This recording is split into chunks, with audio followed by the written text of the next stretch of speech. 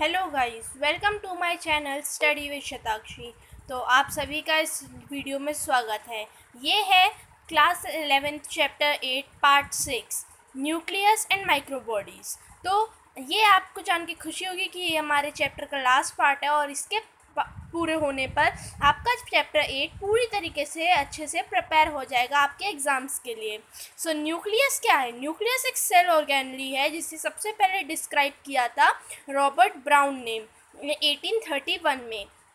और जो मटेरियल होता है न्यूक्लियस के अंदर उसे हम क्रोमेटिन कहते हैं, जो फ्लेमिंग ने बताया था इस बारे में। ये आप न्यूक्लियस का डायग्राम देख सकते हैं। Structure of nucleus, it consist of nucleoplasm, nucleoid, nuclear membrane, nuclear pores.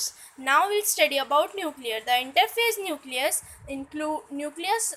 of a cell, when it is not dividing, has the extended and elaborated nucleoprotein fibers called chromatin. Nucleomatrix, one or more spherical bodies called nucleoli. तो जो nucleus जो interphase में होता है, जो जब nucleus of a cell divide नहीं कर रहा होता है, तो वो एलेबोरेट न्यूक्लियोप्रोटीन फाइबर्स होते हैं जिन्हें हम क्रोमेटिन कहते हैं। और न्यूक्लियो मैट्रिक्स में कुछ स्पेरिकल बॉडीज़ होती हैं जिन्हें हम न्यूक्लियोलस कहते हैं, और प्लूरल उसका होता है न्यूक्लियोलाई। इलेक्ट्रॉन माइक्रोस्कोपिक स्टडीज़ ने रिवील किया है कि जो न्यूक्लियर एनवलप होती है वो दो पैरेलल मेम्ब्रेन्स की होती है, और उसके बीच के स्पेस को हम पेरी न्यूक्लियर स्पेस कहते हैं। ये जो मेम्ब्रेन्स होती हैं ये बैरियर बनती हैं मटेरियल्स के लिए जो न्यूक्लियस के अंदर या बाहर जाते हैं।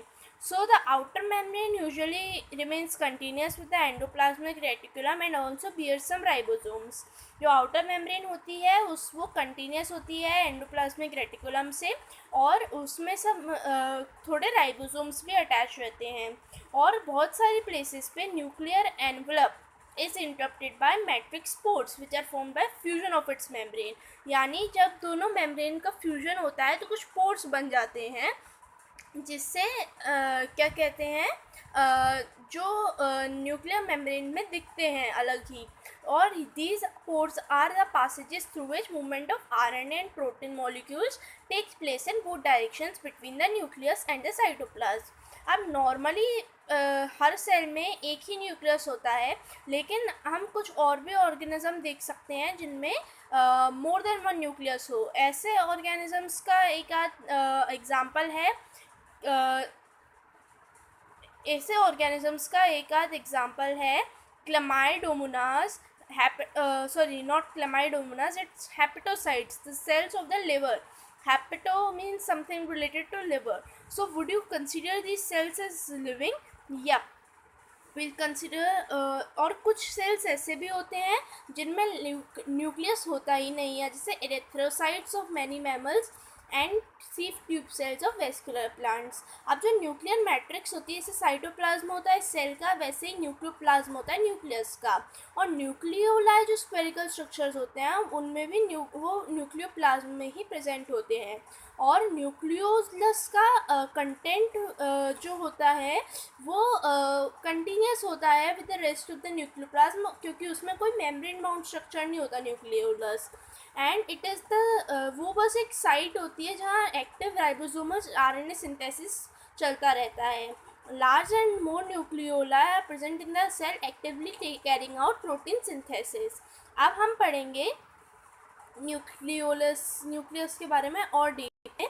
तो जो इंटरफेस न्यूक्लियस होता है वो indistinct network of nucleoplasm fibres होते हैं उसमें, जिन्हें हम क्रोमैटिन कहते हैं। लेकिन जब डिफरेंट स्टेजेस पे सेल होता है, इसमें थोड़ा ब्लर आ रहा है guys, some I think the photo is blur, but you can keep your book and understand with me।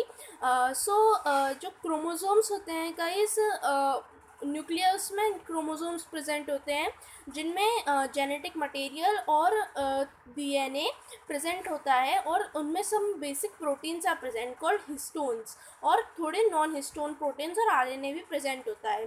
So single human cell has approximately 2 metre long thread of DNA distributed among its 46 chromosome means 23 pairs of chromosome. अब जो chromosomes होते हैं, every chromosome essentially has a primary constriction और centromere. And the side on which this shapes kinetomeres are present. ये है काइनेटोमियर्स का structure और इसमें है ये सेंट्रोमियर्स, आप देख सकते हैं। अब जो सेंट्रोमियर की भी उधर है पोजीशन ऑफ सेंट्रोमियर पे क्रोमोसोम 4 टाइप्स के होते हैं। पहला मेटासेंट्रिक, जिसमें सेंट्रोमियर एकदम मिड में रहता है तो दोनों आर्म्स इक्वल होते हैं, वो कहते हैं मेटासेंट्रिक। सब मेटासेंट्रिक में थोड़ा सा दूर होता है मिडिल से, तो एक छोटा आर्म होता है, एक लॉन्गर आर्म होता है, उसे कहते हैं सब मेटासेंट्रिक। एक होता है एक्रोसेंट्रिक, उसमें सेंट्रोमियर और बहुत क्लोज होता है एक एंड के, तो एक एक्सट्रीमली शॉर्ट आर्म होता है और एक वेरी लॉन्ग आर्म होता है। और एक होता है टेरोसेंट्रिक, जिसमें सेंट्रोमियर एकदम टर्मिनल पार्ट में होता है। ये आप देख सकते हैं, पहला वाला है मेटासेंट्रिक, दूसरा सब मेटासेंट्रिक, तीसरा एक्रोसेंट्रिक और लास्ट वाला जो टर्मिनल साइड में है वो है टेलोसेंट्रिक। अब ये तो हो गया हमारा। अब हम पढ़ेंगे सैटेलाइट्स क्या होती हैं। तो sometimes a few chromosomes have non staining secondary constructions at the constant location, they give appearance of a small fragment and they are called satellites। ये नॉन स्टेनिंग होती हैं, जैसे कि क्रोमोसोम्स ये सब स्टेनिंग पार्ट होता है, जैसे कि फ्लेमिंग ने बताया था, लेकिन ये नॉन स्टेनिंग होती हैं सैटेलाइट्स। अब माइक्रो बॉडीज़ के बारे में पढ़ेंगे। Many membrane bound vesicular minute vesicular structures called minute bodies, micro bodies are present. इनमें बहुत सारे एंजाइम्स होते हैं और ये दोनों प्लांट सेल्स और एनिमल सेल्स दोनों प्रेजेंट होती हैं। तो फ्रेंड्स, इसी के साथ हमारा चैप्टर आज फिनिश हो गया है। So I hope you would have liked the video and this chapter would be the videos of this chapter would be very interesting and very helpful for you. So I hope if you like the video, so do like, share and subscribe. Thank you and have a very good day. Happy Raksha Bandhan guys. Thank you.